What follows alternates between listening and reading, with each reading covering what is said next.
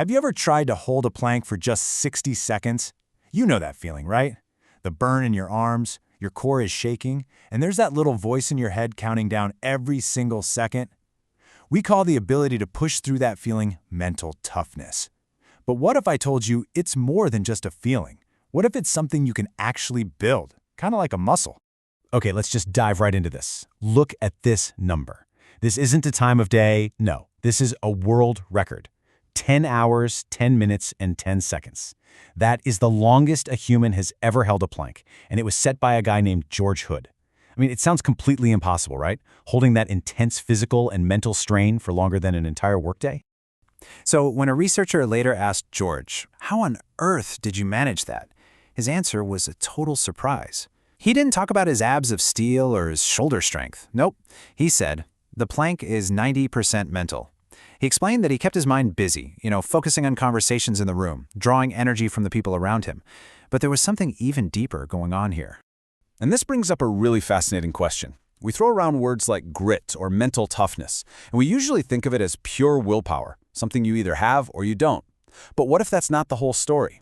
What if grit has a physical, biological root that we can actually influence? Well, that's exactly where the science is headed. We're moving beyond this vague idea of willpower to uncover the biological secret behind what makes us tough. It's like we're finally exploring the actual chemistry of our own resilience. And here's the twist. It turns out that this incredible resilience, the kind that lets someone plank for 10 hours or finish a marathon on a broken leg, is rooted in a specific protein in our brains. It's a real, tangible, measurable part of what makes us mentally tough. So let's meet this incredible protein. I want you to think of it as your brain's own personal fertilizer, the stuff that helps you build a more resilient mind, literally from the inside out. Its official name is brain-derived neurotrophic factor, or, much easier to say, BDNF. Now, this protein is absolutely crucial for our brain health. It helps our neurons, our brain cells, to grow, stay healthy, and just communicate with each other way more efficiently. Honestly, the best way to think about it is like fertilizer for your brain.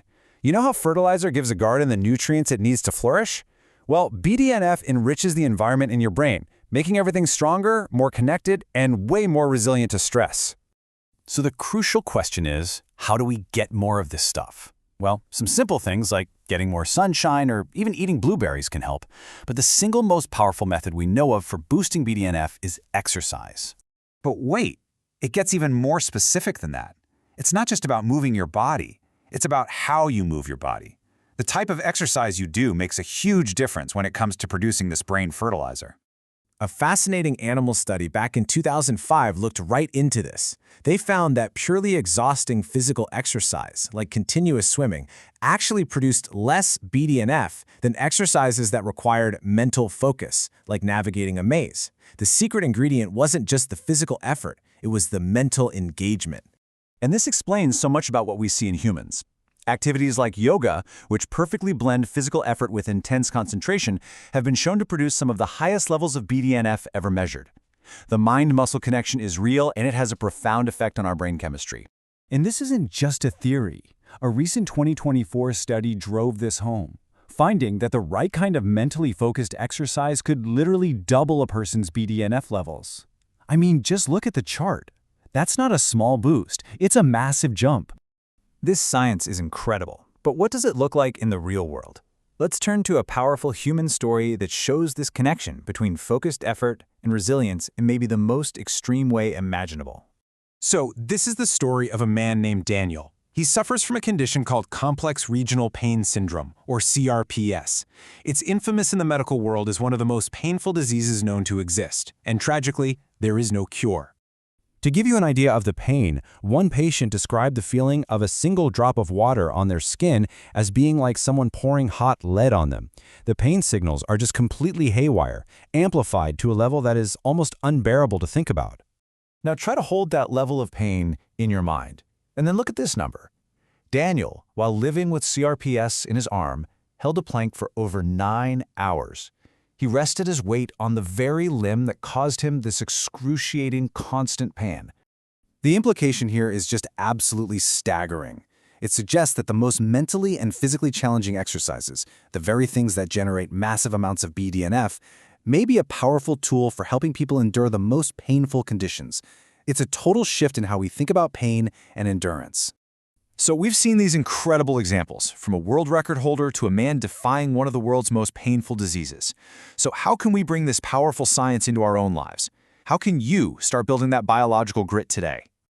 Well, it comes down to a simple 1-minute challenge. The next time you're feeling overwhelmed, stressed, or you just feel like you need more grit in your life, find a spot. It can be on the floor, or you can even do it against a wall. Just hold that plank position for 60 seconds. That 1 minute of focused effort, of embracing that discomfort, is so much more than just an exercise. You're consciously engaging your mind and your body, basically telling your brain to start producing that valuable fertilizer, that BDNF. That single minute can be genuinely transformative. And so, I'll leave you with this final thought. We've seen what this focused resilience can do at the absolute extremes of human potential. So the only question left is, what could one transformative minute do for you?